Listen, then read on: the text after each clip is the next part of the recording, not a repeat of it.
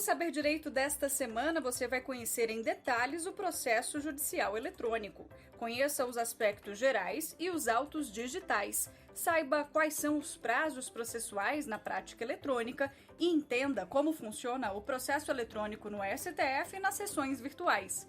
As aulas são com o professor Tiago Rabelo.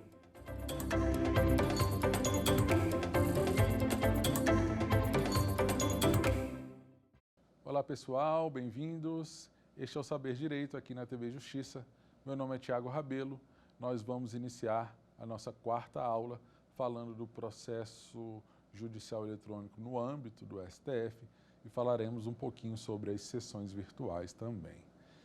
Eu sou analista do TJDFT, também sou professor de processo eletrônico na ESA, Escola Superior de Advocacia, e em cursos de concurso público, voltados para as carreiras jurídicas. Então, pessoal, eu também editei esse livro, batizado de Manual do Processo Judicial Eletrônico, em que serve tanto para estudantes que estão nos bancos, da academia, do direito, aos profissionais do direito, advogados, bem como quem está estudando para concurso, tendo em vista que eu fiz uma sistematização de toda a legislação concernente ao processo eletrônico, fiz comentários a essas leis, que são a 11.419, o CPC, a medida provisória 2200, que trata da certificação digital, e da resolução 85 do CNJ. Trouxe também questões de concurso, trouxe também algumas jurisprudências importantes com relação ao trato do processo judicial para a advocacia, bem como ao final, a gente traz algumas considerações sobre o próprio sistema PJE, com relação à distribuição, petição, à ciência e ao prazo. Existe um capítulo final que a gente dedicou também à tecnologia. Então, a gente faz uma abordagem da tecnologia dentro do Poder Judiciário, utilizando algumas vertentes e algumas diretrizes para a tecnologia no âmbito da advocacia, no âmbito dos tribunais e a tecnologia por si só permeada, como a gente vai ver na aula, nessa aula, quarta aula, acerca da modificação do paradigma dentro do Poder Judiciário, muito influenciado pela tecnologia nos tribunais. Então, quem quiser entrar em contato, deixo a minha rede social, @prof.tiagorabelo, e meu e-mail, pjetotal@gmail.com. Para quem quiser adquirir esse livro, pode entrar em contato. Perfeito? Nessa aula de hoje, como a gente falou, nós vamos abordar um pouquinho sobre o processo eletrônico no âmbito do STF e as sessões virtuais. O STF, por sua natureza já estabelecida dentro da organização do Sistema Judiciário Nacional, vela pela Constituição, também é o último órgão recursal que está no topo do nosso sistema processual. Então, a última instância sempre será o próprio STF. Isso implica em que a possibilidade de órgãos que estão legitimados na Constituição em ajuizar ações originárias perante o próprio STF de forma direta, bem como o STF receber ações em grau recursal, oriundas dos tribunais, oriundas das turmas recursais do Juizado Especial, bem como dos outras cortes superiores, seja ela o TSE, o TST ou mesmo o STJ. Nesse momento, houve a necessidade de uma adequação para que o próprio STF, e uma reorganização para que ele pudesse receber todos esses processos de uma maneira padronizada, tendo em vista a multiplicidade de sistemas que existem dentro do nosso Poder Judiciário. Então, foi editada a resolução 693 de 2020, que padroniza o recebimento dos processos eletrônicos dentro do próprio STF, que será objeto da nossa aula, porque traz mais novidades com relação a esse microsistema legal no tocante ao processo judicial eletrônico. É super importante que a gente entenda como o nosso órgão de cúpula máximo se comporta perante os processos judiciais. Então, veja, com a consolidação do processo judicial eletrônico nos tribunais brasileiros, bem como na tramitação, o ajuizamento de peças intermediárias e peças em grau recursal, né, foi regulamentado o processo judicial eletrônico, tornando, né, efetivando uma consolidação no microsistema regulatório com relação a esse tema. Como a gente falou, o STF guardião da Constituição, bem como última instância recursal do sistema judiciário nacional. Então, vamos iniciar aqui a leitura aqui da resolução 669, que regulamenta o processo judicial eletrônico no âmbito do Supremo Tribunal Federal. Veja, os processos judiciais, a transmissão de peças processuais e a comunicação dos atos, né, de forma eletrônica será feita por meio do ISTF, que é o sistema adotado no portal do próprio STF para comunicação e intimação e acesso aos autos digitais dentro do Poder Judiciário, né, especificamente dentro do próprio STF. Então, preferencialmente, vamos ter as intimações em meio eletrônico, cabendo à Secretaria Judiciária do próprio STF conferir o devido apoio aos advogados, aos interessados, né, à imprensa, né, ao amigo curi, né, o amigo da corte, e às partes, quanto à consulta e quanto ao peticionamento. É certo que a consulta ela é realizada, a consulta pública, conforme, né, a resolução 121 aí do CNJ, em que certidões, né, acórdãos e demais atos proferidos dentro do Poder Judiciário são possíveis, né, de ter acesso mediante a rede mundial de computadores por meio da consulta pública, né? Então, teremos acesso a essas certidões, acórdãos, né, decisões aí proferidas. Para ter acesso a documentos, né, e petições, é necessário que se faça aquele acesso, seja por meio do certificado digital ou ainda pelo CPF-senha, caso seja necessário. O artigo 2º vai dizer o seguinte: a tramitação de processos judiciais, a transmissão de peças processuais e a comunicação de atos serão realizadas via sistema de processamento oficiais do Supremo Tribunal Federal. É natural que haja a identificação de um sistema para esse órgão máximo. Afinal de contas, ele pode receber inúmeros processos de todos os tribunais brasileiros. Então, é algo que tem que ser padronizado e, por isso, a gente vai dedicar mais questões com relação ao processo judicial eletrônico no STF, principalmente com relação à utilização desse sistema, questões de segurança, tendo em vista algumas possibilidades, né, em razão de estar na internet, né, que pode ser objeto de algum ataque, ou mesmo de algum equívoco ou erro de algum advogado no momento em que isso seja tramitado. Então, a gente tem que um usuário externo poderá ser eventualmente bloqueado, não tendo acesso a esse sistema, tendo em vista o uso equivocado de meios ou de forma inadequada, causando prejuízo à atividade jurisdicional.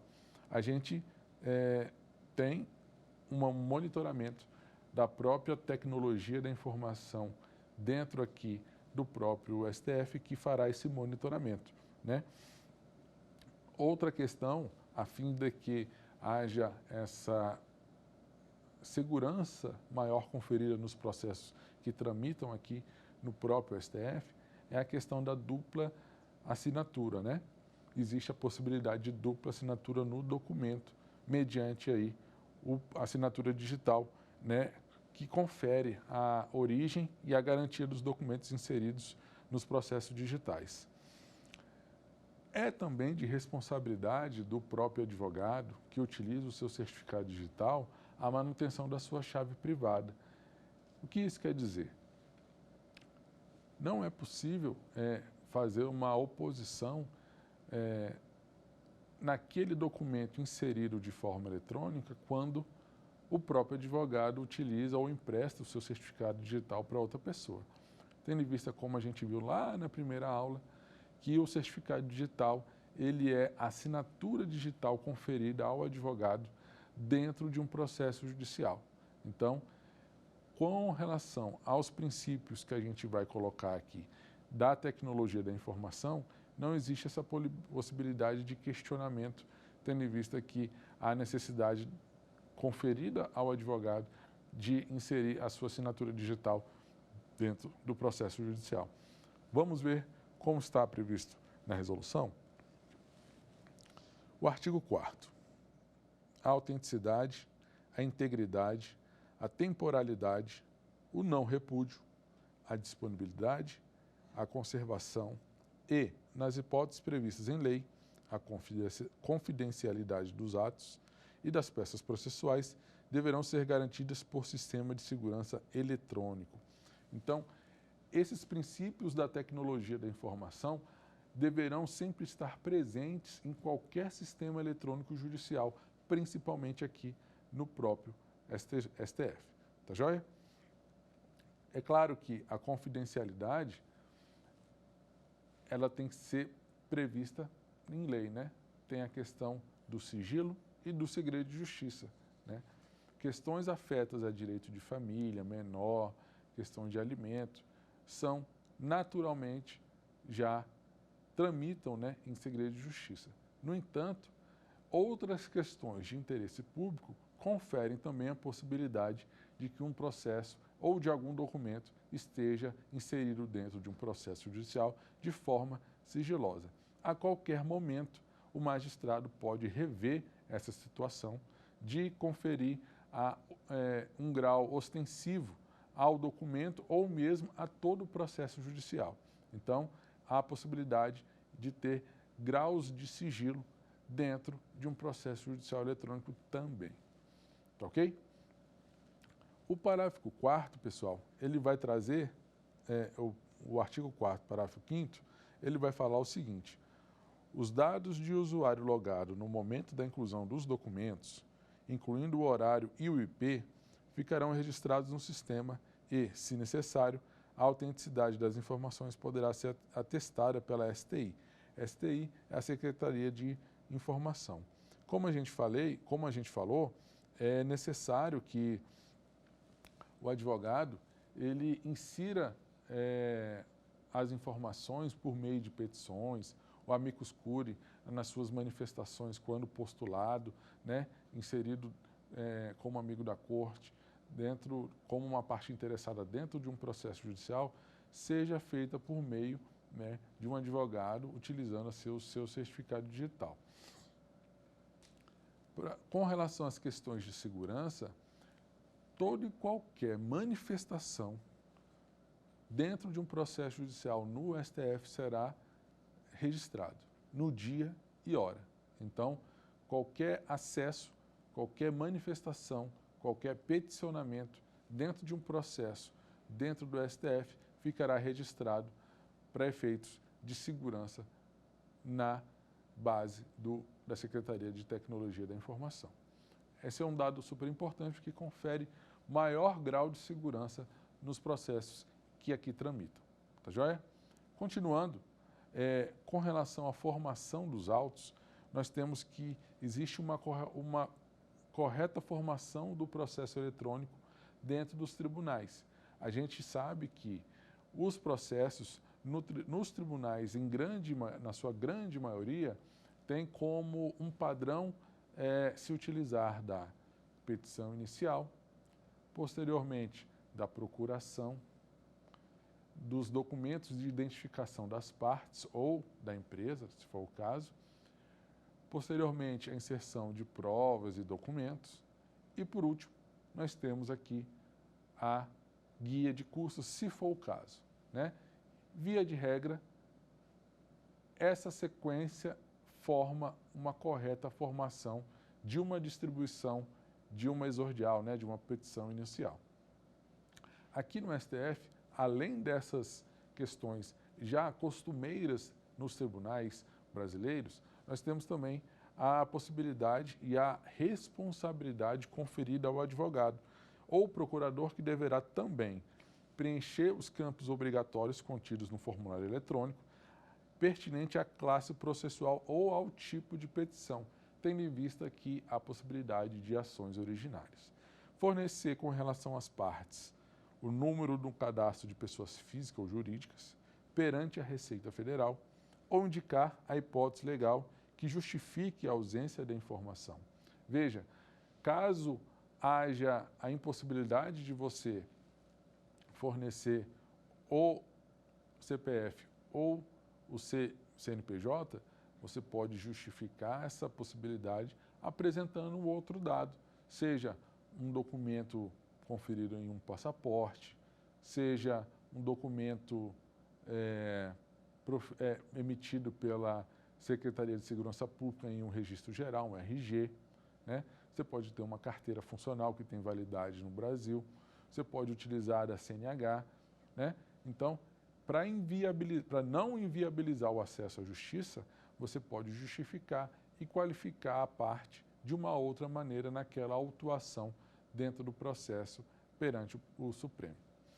Também há necessidade de fornecer a qualificação dos procuradores. Então, você é um procurador, vai ajuizar uma ação, né, seja em grau recursal ou originalmente, tem a necessidade de fornecer a qualificação e carregar, sob pena de rejeição, as peças essenciais da respectiva classe e os documentos complementares. Então, tem uma ADI, tem uma ADC, depende mandado de injunção, mandado de segurança. Então, você deve classificar, né, sob pena de rejeição a sua petição, né, a sua ação, né, a respectiva classe e os documentos complementares. Veja, na sistemática do próprio processo judicial eletrônico, no PJE, a gente tem uma classificação no momento da distribuição da matéria. Então, você pode escolher inicialmente se é direito civil ou mesmo já qualificando se é direito civil, obrigações, família, coisas, né? Se é direito penal, se é direito civil e do trabalho, dependendo da situação. Posteriormente, a partir dessa classificação inicial da matéria, você pode classificar a classe processual, né? Então, temos procedimento comum cível, procedimento de juizado especial cível, procedimento, né, penal. Então, temos procedimentos de jurisdição voluntária, de jurisdição contenciosa. Então, depois dessa classificação, o próprio sistema PJE vai te oferecer os assuntos daquele processo. Então, se o tema é ligado ao juizado especial, uma questão que correlacionada ao transporte aéreo, suponhamos, nós temos diversos assuntos, seja o atraso de voo, seja o overbooking, seja o extravio de bagagem, seja o cancelamento do voo. Então, a partir desses critérios de classificação que vão sendo, né, aprimorados e os dados qualitativos e quantitativos dos processos dentro de nosso arcabouço, né, dos tribunais, pode ser feito de a melhor maneira para identificar também a quantidade de processos de determinados assuntos, né? Aqui também a gente vai passar por isso.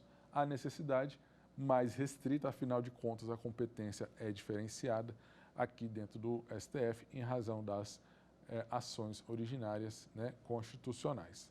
Então, reiterando, Para a distribuição processual, teremos aí petição, procuração, documento de identificação de parte, provas e documentos, além da guia de custas, tá?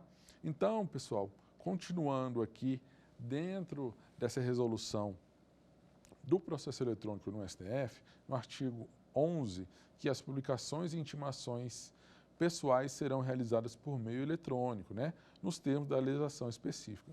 Legislação essa a que a gente vem trabalhando nas 3 primeiras aulas aí, a Lei 11.419, super importante, e diversos dispositivos aludidos no CPC, seja na MP 2200, seja na Resolução 185 do CNJ, que a gente trabalhou no nosso livro.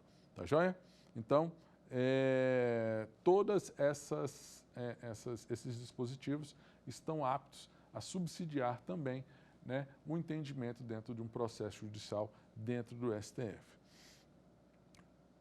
No artigo 12, os atos processuais das partes consideram-se realizados no dia e na hora do seu recebimento no sistema de processamento oficial. Então, não difere essa atitude dentro do processo judicial no STF.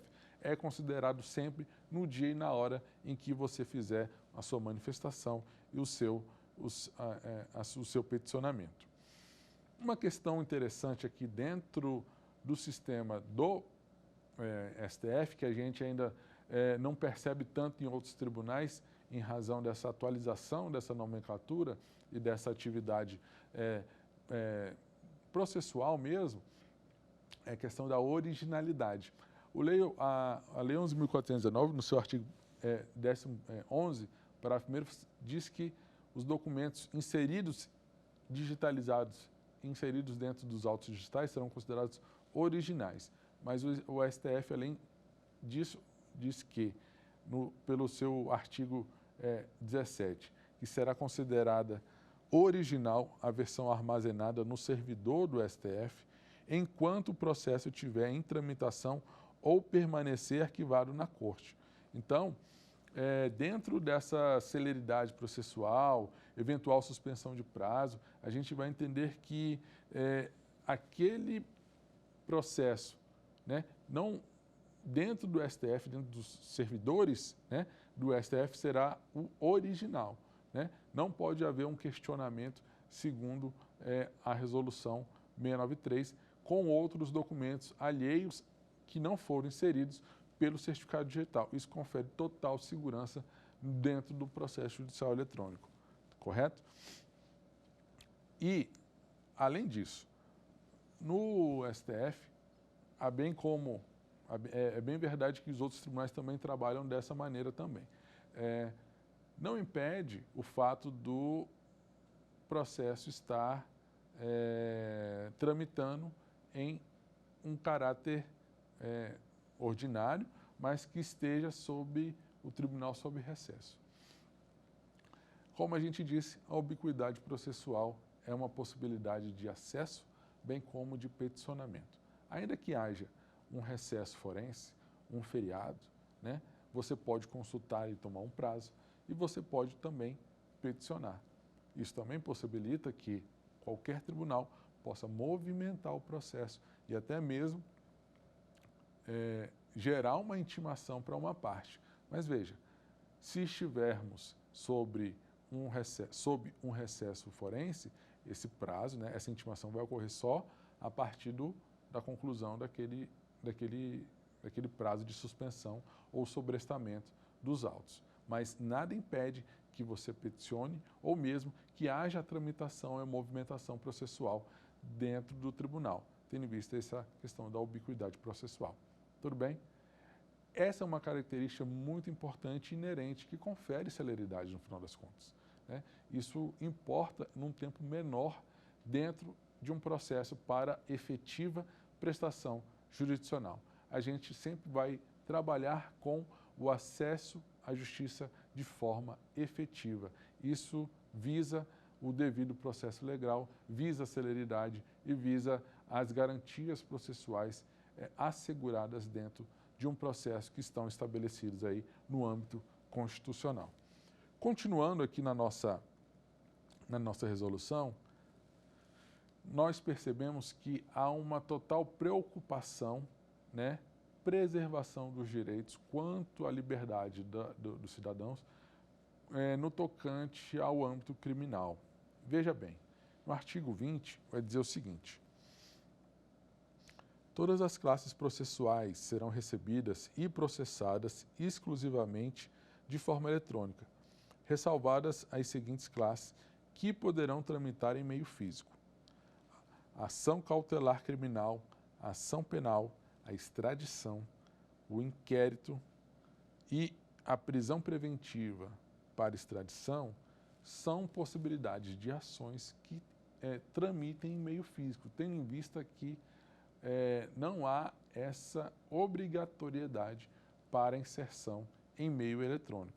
Então, é possível notar, em larga medida, que o direito penal, o processo penal, tem despertado cautelas, né, para a total implementação do processo em meio eletrônico. É natural, tendo em vista que importa, né, na liberdade da pessoa, né, do cidadão. Então, existe uma exceção aí prevista tão somente para esse ramo, tá? Essas classes serão admitidas em meio eletrônico também, não tem problema, né? Mas, caso haja alguma impossibilidade, pode ser ajuizado em meio físico. Mas, e fazendo um adendo, né, esses processos com relação ao grau de confidencialidade, né, que tem sigilo, né, também pode tramitar por meio físico, tá ok? Pessoal, e uma pergunta, né? E o habeas corpus, como é que funcionaria? Veja, o habeas corpus ele pode ser apresentado em meio físico perante o STF, não tem nenhum problema, tá? Pela natureza do habeas corpus, ele pode ser apresentado em meio físico. No entanto, ao receber esse documento, né, essa petição, esse instrumento, né, processual, ele vai ser digitalizado e vai ser inserido, tá, no meio eletrônico, tá bom? Então, temos essa particularidade com relação ao habeas corpus. E o recurso especial com agravo, né, que veio aí de algum tribunal, ou mesmo que passou, né, anteriormente com um recurso especial perante o STJ, né, Superior Tribunal de Justiça, todos esses devem chegar no STF de forma eletrônica, já digitalizada em meio eletrônico, tá? Não há qualquer exceção, porque, como a gente vai ver aí no plenário virtual e nas sessões virtuais, todos esses documentos já vão estar inseridos no sistema do próprio STF. Tá joia? Continuando aqui a nossa explicação, eu gostaria de tratar com vocês um pouquinho acerca da ADI 3880. Temos a Lei 11.419, que foi editada em 2006, e ela trouxe aí inúmeras novidades, né? A gente entendeu que há novidades com relação ao certificado digital, à publicação, as formas de distribuição processual, né? E a questão também da regulamentação perante, né, cada tribunal. Veja, a Lei 11.419, além de trazer essas novidades, trouxe efetivamente o processo para a rede mundial de computadores, né, para a internet. Então, foi objeto, por meio da ADI 3880, em que o Conselho Federal da OAB, um dos legitimados, né, lá na Constituição, ajuizou essa ação direta de inconstitucionalidade, em que ela trouxe alguns artigos arguidos como inconstitucionais. Seja a questão da certificação digital e o cadastramento do advogado perante o Poder Judiciário. Houve também o questionamento na edição do Diário de Justiça em modo eletrônico.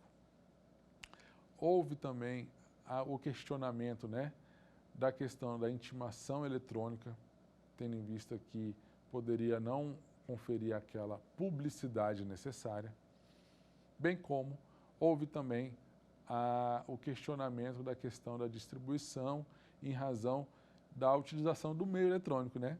da utilização de computadores, né, e do meio pela rede mundial de computadores. Dentro do deslinde processual dessa ação, foi recebido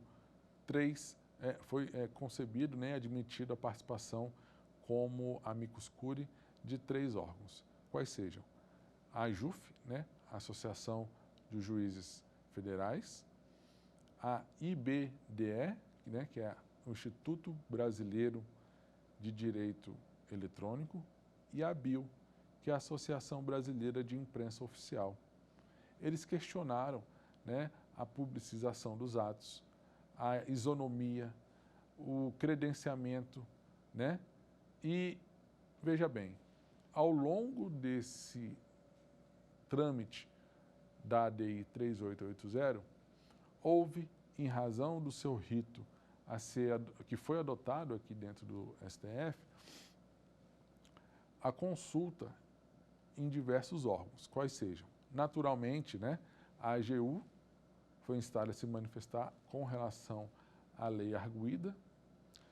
O próprio MPF também houve a manifestação e, né, a participação efetiva dentro do processo da ADI. Houve também manifestação do próprio presidente da República, da presidência da República, no caso, bem como das 2 casas legislativas, tendo em vista aqui num processo legislativo, né, da Lei 11.419, que foi deflagrado pela própria AJUF. A AJUF foi o órgão que instituiu, né, que formalizou o projeto de lei que resultou na Lei 11.419. Né? Todos esses órgãos que a gente falou passaram por uma manifestação dentro desse processo. Então, fazendo um resumo acerca da constitucionalidade ou não da Lei 11.419, foi questionada a publicidade, o princípio da proporcionalidade, da isonomia, bem como o exercício da liberdade profissional dos advogados. Como a gente vem falando ao longo das nossas 4 aulas, né, a Lei 11.419 tratou por regulamentar e tornar padrão o uso do meio eletrônico, utilizando a certificação digital como uma garantia da assinatura, né, e do ato processual proferido. Em nenhum momento esse cadastramento do advogado perante um tribunal ou perante um sistema tem efeito fiscalizatório. Afinal de contas, é meramente um procedimento para que você tenha acesso e reconhecimento do seu certificado digital, do seu token, perante o Poder Judiciário e aquele sistema, né? A gente entende que há a possibilidade aí, e como há vários sistemas, né? Então, existe essa possibilidade, pode ser o PJE, o ESAG, o ProJude, então há necessidade desse credenciamento mesmo, né? A questão do diário de justiça eletrônico é um grau de modernidade, tendo em vista que a conferência aí pela internet, né? Prevalência da internet em todos os âmbitos, né? Profissionais e pessoais, inclusive.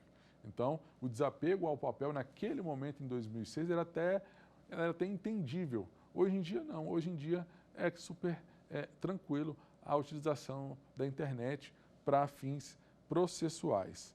Além disso, né, tanto a Presidência da República quanto a Advocacia Geral da União, né, salvo 2 amicus curiae, né, todos, a AJUF também, postulou a sua manifestação em prol da constitucionalidade da Lei 11.419. E qual foi aí o resultado final? Pela relatoria do ministro Edson Fachin, que foi o último relator desse processo, ficou, né, consolidado que, indubitavelmente, a virtualização do processo judicial é necessária, é irrefreável, não voltaremos atrás com relação aos processos físicos. Então, é possível e cabível a todos os ramos de justiça, eleitoral, trabalhista, militar, estadual, federal, né? E na medida em que surgem novas tecnologias, isso deve ser agregado ao Poder Judiciário e não cindido numa maneira mais formal, mais arcaica. Então, por óbvio, né, essa ação de declaração de inconstitucionalidade foi julgada improcedente, o que torna todos esses artigos que a gente tratou até o presente momento da Lei 11.419 tidos como constitucionais, são compatíveis com a Constituição, tá? E, ao final, eu gostaria de mostrar aqui para vocês, para encerrar né, esse tema, esse breve tema, né, que os órgãos do Poder Judiciário poderão regulamentar a Lei 11.409. Isso foi objeto também de questionamento na ADI 3880, mas no que couber, né, com relação ao seu âmbito, cada tribunal pode regulamentar, mediante a sua competência, a instituição do seu processo eletrônico junto ao Poder Judiciário, junto ao sistema que o próprio tribunal adotar. Então, a gente entende que não restringe a disciplina legal da Lei 11.409, não restringe em hipótese alguma os profissionais da advocacia, né, os advogados, e nem fere o Estatuto da OAB. As normas impugnadas, né, nessa ADI, quanto ao cadastramento, obtenção de senha de acesso, são questões meramente procedimentais que não têm cunho fiscalizatório, né? Também entende-se que a Lei 11.419 veio viabilizar o uso de recursos tecnológicos, né, disponíveis, de modo a garantir uma prestação jurisdicional mais séria e eficiente, conforme a gente explicou na primeira aula, lá naquele pacto, né, entre os três poderes em prol da modernização do Poder Judiciário. A própria lei contestada, né, 11.419, preocupou-se em prescrever, inclusive, que os órgãos do Judiciário deverão estar equipados com dispositivos, computadores, para acesso a advogados idosos, para as pessoas carentes, hipossuficientes e vulneráveis digitais. O jurisdicionado carente tem acesso, deve ter acesso perante o tribunal e que deve disponibilizar meios e recursos tecnológicos àqueles que não os têm. Tá certo? Então, o pedido, por fim, né, foi declarado, né, pedido de declaração de inconstitucionalidade foi julgado improcedente. Os ministros do STF, por unanimidade de votos, conheceram da ação direta, né, e julgaram improcedentes os pedidos formulados, declarando em si, assim, a constitucionalidade da Lei 11.419. Pois bem, pessoal, mudando um pouquinho de assunto, e trazendo um pouquinho do contexto atual do julgamento aqui dentro do STF. No âmbito virtual, que foi amplamente, né, otimizado ou catalisado em razão dessa nefasta pandemia que nos apresenta desde o ano passado, né, o contexto digital, não só no STF, mas nos tribunais, como a gente vai ver na próxima aula, foi efetivamente implementado. Mas, no tocante ao STF, nós temos que este é um órgão que deve zelar pela Constituição e deve zelar também pela prevalência dos direitos humanos. Então, a partir desses dois paradigmas e respeitando todos os preceitos constitucionais, principalmente o de acesso à justiça, o acesso ao judiciário, o STF vem de forma exemplar, né, caminhando para se tornar uma efetiva Corte Constitucional digital. A questão digital está presente na Carta de Serviços do próprio Supremo Tribunal Federal.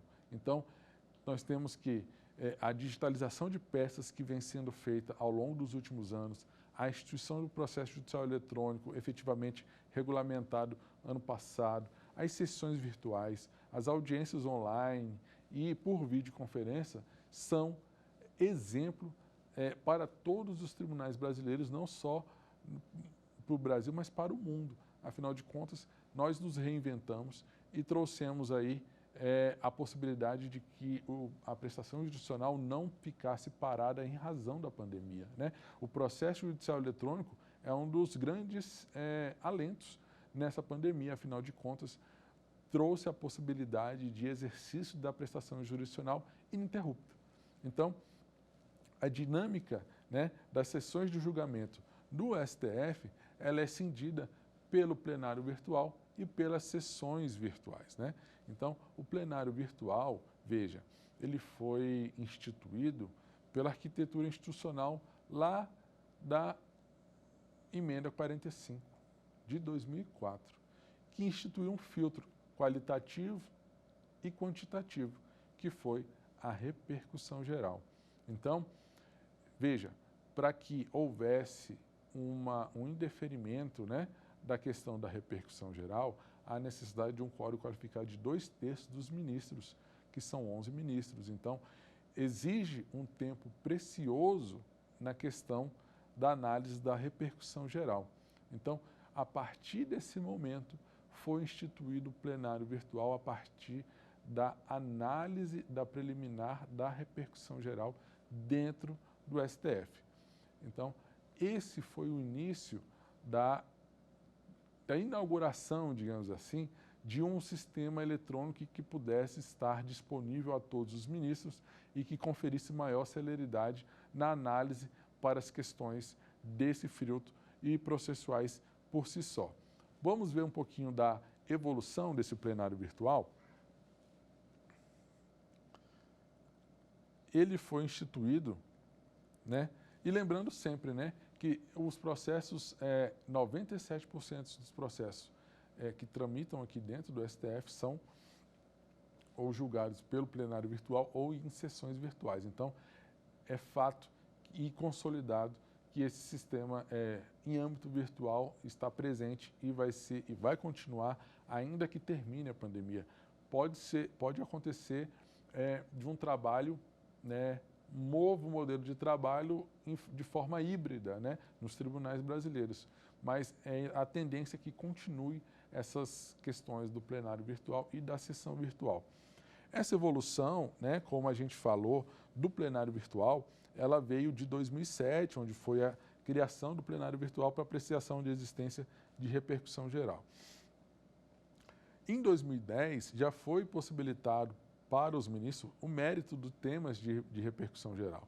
Então, passou a ser julgado no plenário o mérito, né, desses temas de repercussão geral. Em 2016, houve uma evolução para ampliar a competência e tendo em vista o sucesso da implementação desse sistema para agravos internos e embargos de declaração, que poderiam já ser submetidos a julgamento no ambiente processual. Posteriormente, em 2019, houve a edição da Resolução 642, de 2019, né? Bem como a Resolução 675, em 2020, né? Em conjunto com a emenda regimental também 53. Então, ficou instituído que o plenário virtual, né, antes, né, destinado à análise da repercussão geral, hoje em dia tem um prazo de 20 dias, né, e não configura apenas só a repercussão geral, mas o julgamento é possível julgamento de todas as classes e incidentes processuais no plenário virtual. Nesse julgamento, que é um julgamento por videoconferência, né, não temos, em razão aí, né, do isolamento, do distanciamento, a reunião no plenário presencialmente, fisicamente falando.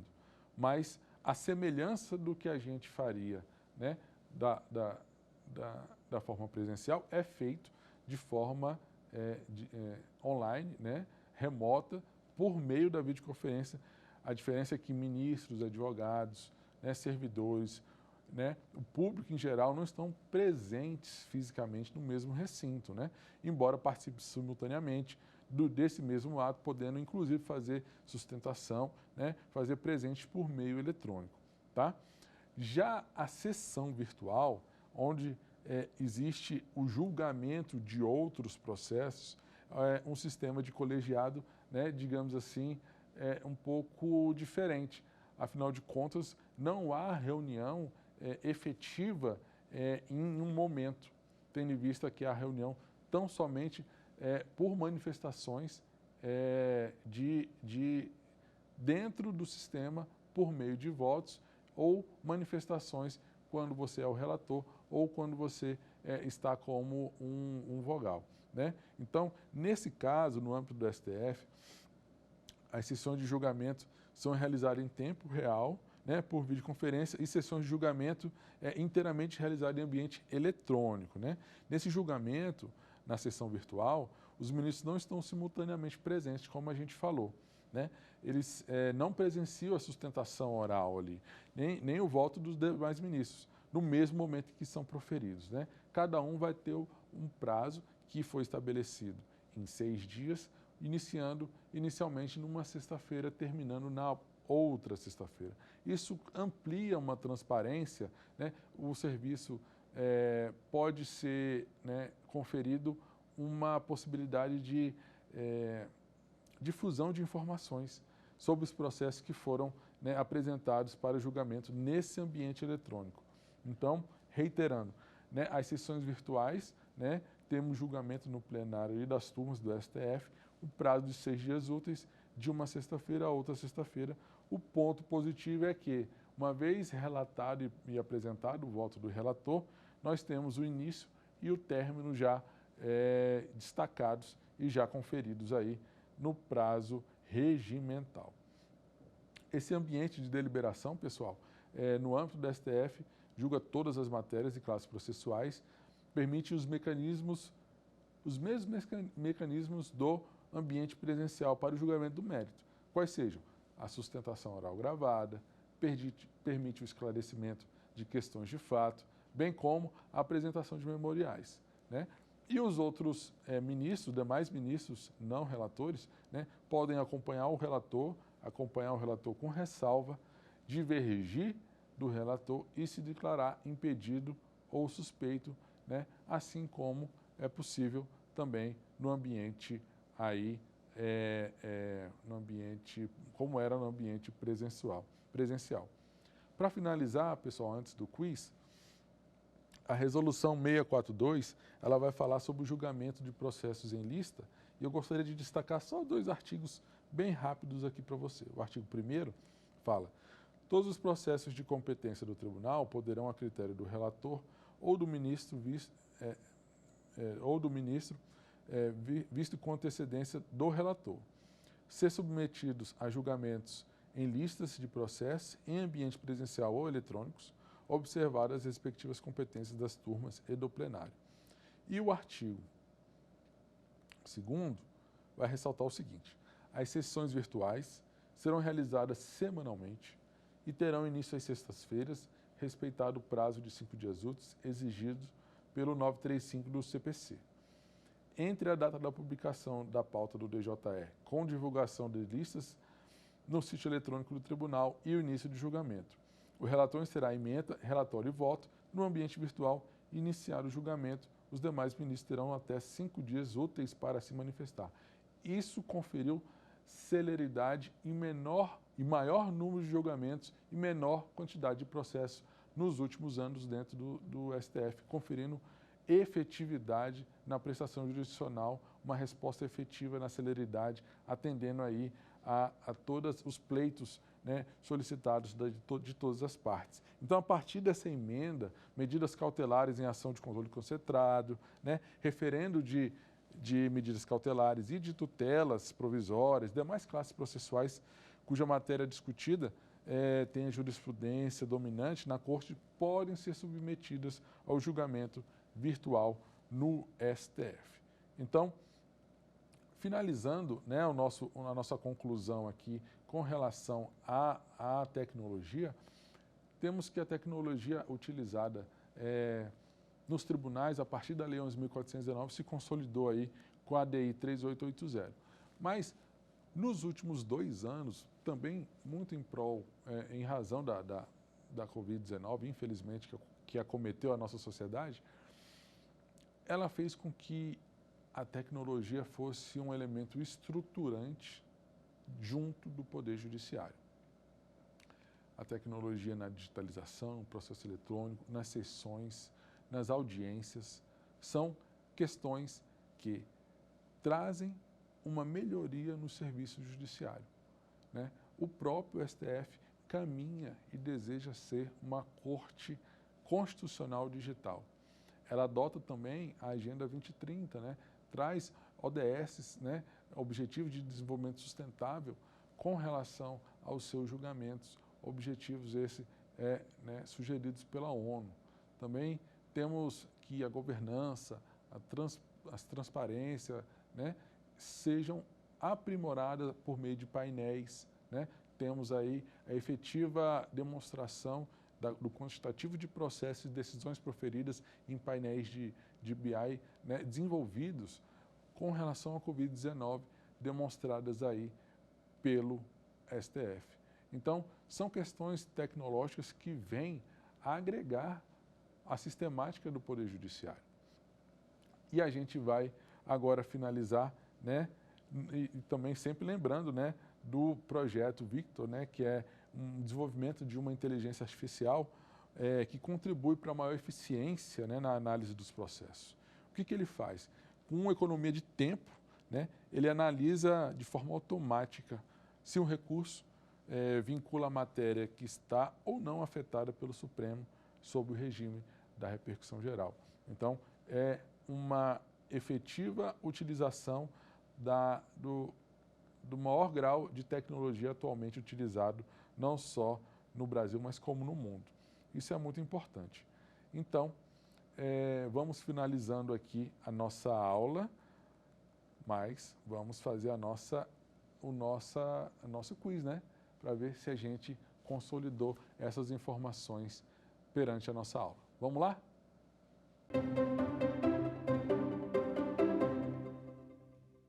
No processo eletrônico, a Fazenda Pública não pode ser citada ou intimada por meio eletrônico.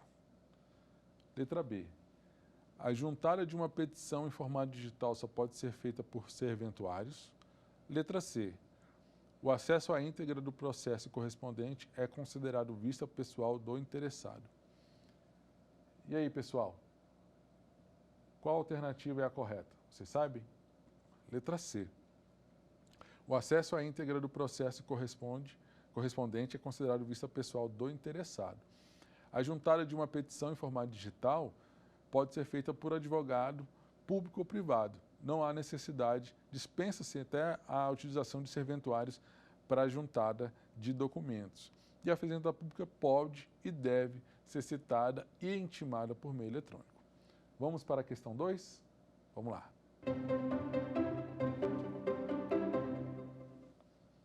O processo judicial eletrônico foi instituído em território nacional e serve como importante instrumento para dar necessária celeridade aos processos que tramitam perante o Poder Judiciário.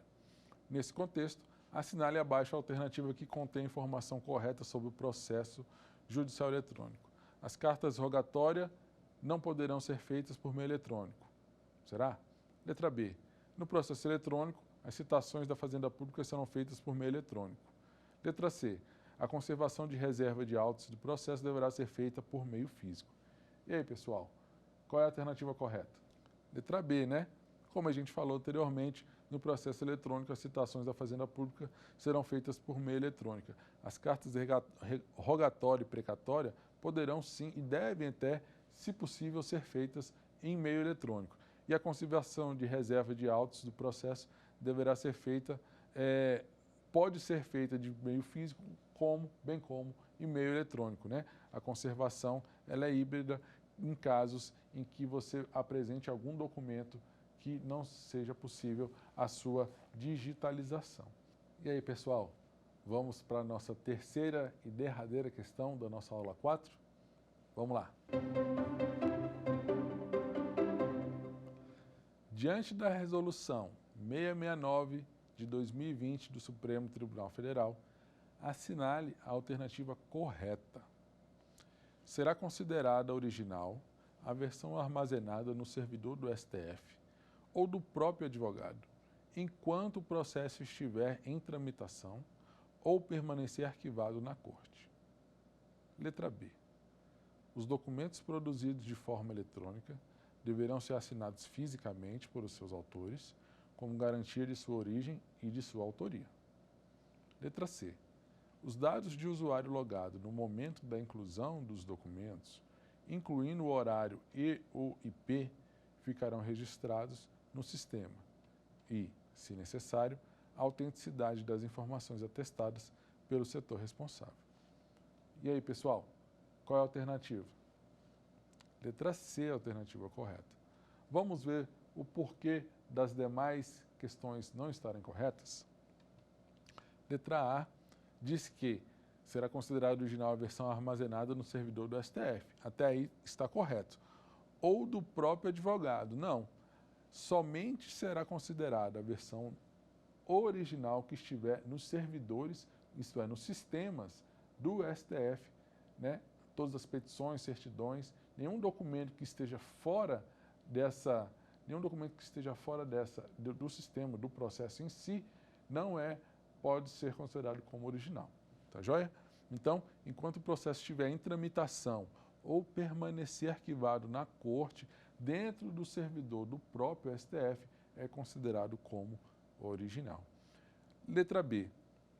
Os documentos produzidos de forma eletrônica deverão ser assinados fisicamente por seus autores? Errado, né, pessoal? Não há necessidade de assinatura física mais em qualquer tipo de documento. Há necessidade de uso do certificado digital e do seu token para efetivamente garantir aí uma segurança naquele documento, uma legitimidade e uma originalidade naquele documento inserido dentro de um processo judicial eletrônico. Pessoal, estamos encerrando aqui a nossa quarta aula. Nós tratamos acerca do processo judicial eletrônico desde a sua origem. Falamos do processo legislativo, da sua origem, né, que o CNJ permeou os tribunais com o PJE, mas existem outros sistemas também em atividade perante os tribunais brasileiros. Houve a edição da Lei 11.419, que tratou de regulamentar para todos os tribunais, independente do sistema que você utilize, o processo judicial eletrônico. Temos a resolução 85 do CNJ, trouxemos aspectos importantíssimos do CPC no tocante aos autos eletrônicos e também a resolução 85 e demais resoluções do CNJ. Veja, houve a estruturação do processo judicial perante os tribunais brasileiros, desde o juizado especial, né, tribunais, cortes superiores, inclusive o STF, exaurimos também toda essa legislação e vimos na prática como isso ocorre. A partir da próxima aula, nós trataremos especificamente sobre a jurisdição digital. Já ouviu falar disso? Jurisdição digital? Então, me acompanhe que estaremos juntos na próxima aula falando dessa transformação digital dentro do Poder Judiciário. Tá joia? Um abraço e até mais. Quer dar alguma sugestão de tema para os cursos do Saber Direito? Então mande um e-mail para a gente, saberdireito@stf.jus.br, ou entre em contato pelo WhatsApp. O número é esse que aparece na sua tela. Você também pode estudar pela internet. Acesse nosso site tvjustiça.jus.br ou pode rever as aulas no canal do YouTube TV Justiça Oficial.